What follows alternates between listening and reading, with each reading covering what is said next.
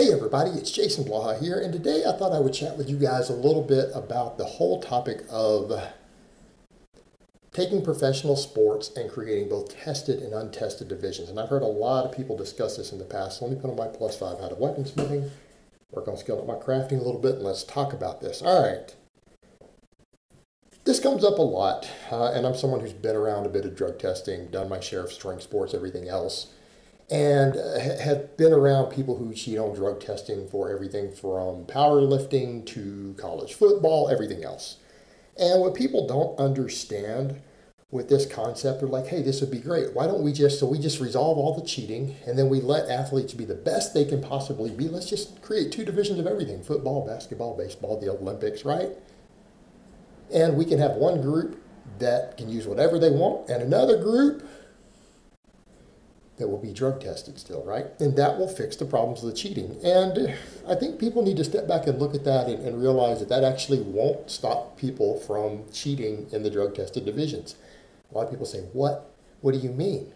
People go be millionaires and be famous and everything in the other one. Well, no, because people will try to, unless you really go out of your way to make the drug using one more prestigious, it won't actually work. If you have equal pay, right? Both groups make the same amount of money, but people try to pretend that the clean tested divisions are more elite or better in some way, guess what will happen? Same thing you see happen in powerlifting. We have multiple massive non-drug tested powerlifting federations. Then you have the IPF, and most of the untested federations that allow drugs have tested divisions. People still get caught cheating in the tested divisions in those, and they get caught cheating every now and then in the IPF. And I have known people personally who haven't been caught who cheat in the IPF. I have at least one personal friend who does it. Talked with him directly about it in person, face to face, about what he uses. So if people are willing to do this for nothing more than a plastic trophy and prestige when they could just go compete in untested and have no problems, what in the world makes you think they won't do it in major sports where they'll be extremely famous? In what world do people live in where they think they won't do the same thing? A lot of people say, wait a minute, I don't get it, I don't understand, because you're not a serious athlete. You're not a champion. Champions win. Champions want prestige. That's what they do. And what you need to look at, if everything is equal, there are some guys who will be like, well, I don't want to take the health risk of using high doses. I've got to use large amounts to compete untested. I mean, look at the way bodybuilding is going. Look at the way powerlifting is going. You have the untested stuff and the big super heavyweights and everything. People have to use insane amounts of stuff to be competitive. All right, that is an enormous health compromise versus what a lot of even elite athletes use who cheat in drug-tested divisions of things, right? It's a massive difference. Sometimes 20, 30, 50 times, sometimes 100 times the amount, literally. 50 or 100 times the dose. And that's not an exaggeration. If you really ask around, that does happen. Guys will admit to it. So when you look at it from that perspective, a lot of guys are like, well, let's see, I can go get a $5 million contract in this one and really compromise my health, or I can just cheat a little bit, risk getting caught, but be very careful about it and get my $5 million contract over here. A lot of them are going to still take that gamble. That's the nature of it. The nature of competitive men. And here's the only way this would even work. If you really want to cut down on it, here's what you would actually have to do.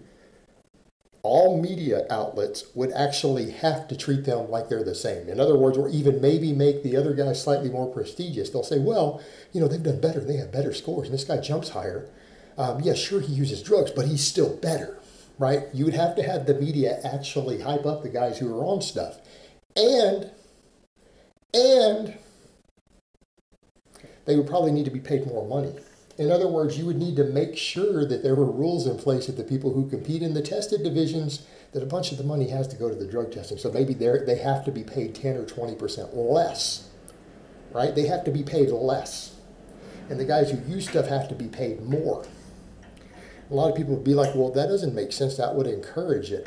No, it would encourage everyone who wants to use stuff to go ahead and go to the other one. Because if they look at possible prestige, the same money, slightly less health risk, a lot of them will still gamble and use stuff and cheat. They'll still do it just so that they can be the best still be considered the best, make the same amount of money, same amount of prestige, maybe even more prestige if we treat the clean tested divisions as morally superior. They'll go cheat just for the label. All right, they'll cheat just for the label when we're talking big sports, and particularly if the money's the same. They got to be paid a little less money and maybe not be given quite as much prestige. Then those guys are going to be more reluctant to go cheat over there because they're like, well, I'm going to have that little tiny risk of getting caught. There's going to be that 1 in 20 chance I get caught if I'm not careful, because that's really all it is, like 1 in 20. Most of them now use stuff. They ought to get away with it. So what essentially happens is you have to make it no incentive to cheat.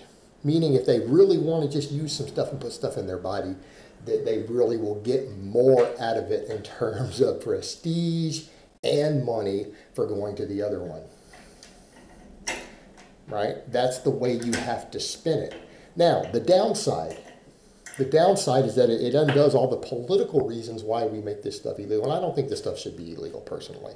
I think it should be decriminalized. I'm not saying we should be encouraging it, but I'm sorry if we're going to talk about a little test or growth hormone being dangerous and we have a McDonald's on every street corner that you can legally give to your children, and we know what kills people in America. It's heart disease, it's heart attacks, it's diabetes, it's strokes, it's cancer, all the shit people get from a bad diet.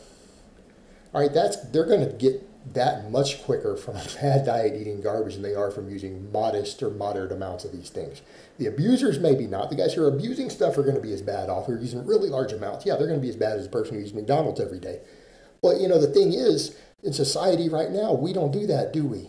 We don't say, hey, someone who eats McDonald's every day or someone who drinks soda and eats double bacon cheeseburgers every day is going to die as fast as someone who abuses anabolics in large quantities, right? We don't spin it that direction, do we? But it's about right. It's about right. About the same level of health risk, which is bad for you. It'll kill you. Both are bad for you. We don't spin it that way. What did they say in politics? What did they say during the congressional hearings and all this stuff in baseball? That we have to protect our children from this. So if we go the other route and then we glamorize it and the people can make more money who just openly admit that it's untested, and the other guys aren't getting as much recognition or as money, it still won't achieve the political aims that people want for the whole reason this stuff gets banned to begin with, will it? You're going to lose the political motivation because it's going to encourage it. So I don't know what the right answer here is. Like I said, I don't think we should be encouraging any of this. I don't think it should be illegal.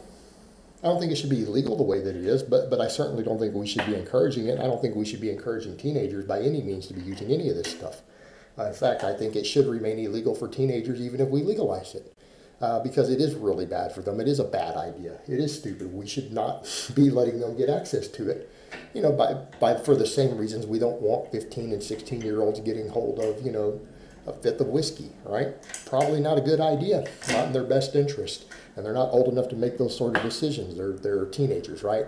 We have these things in place for a reason. We should have that same sort of prohibition. So I don't really know what the answer here is, though.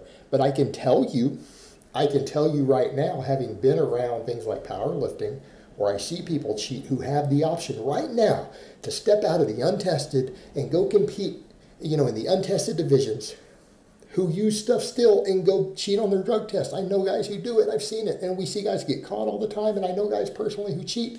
I've watched them do it. They're doing it for a plastic trophy. They are paying money out of their pocket to go compete so that they can win a plastic trophy, and they are cheating on drug tests.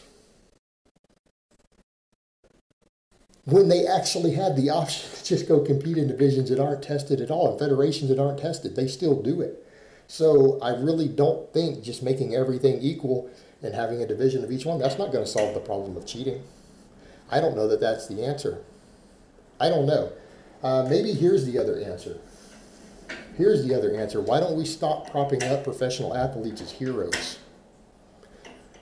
Why don't we stop propping up professional athletes as role models? There's your problem. Why don't we just let them use whatever they want in general, make it not cheating, and if they want to go chase their multi-million-dollar contracts, let them do it, but stop treating them in the media like they're heroes or people who are important or that they're role models or the people that we should be getting political advice from or life advice or anything else.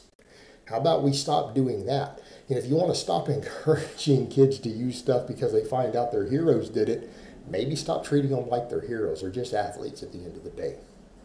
All right, they're just athletes. Not saying there's anything wrong with that. Hey, sports are great. I think competitive sports are great. I think they're a vital part of society. But, stop treating them like they're heroes if you know the reality is they all use different drugs. A lot of them have violent tendencies. There's all sorts of problems.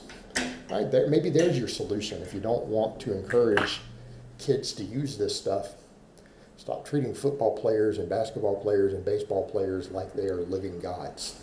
Maybe do that. I mean, some of these jackasses believe in the flat earth. I mean, let's be honest here. I mean, damn. All right, guys, but that's really all I have to say on that today. I hope it's been informative, and I will talk to you guys next time.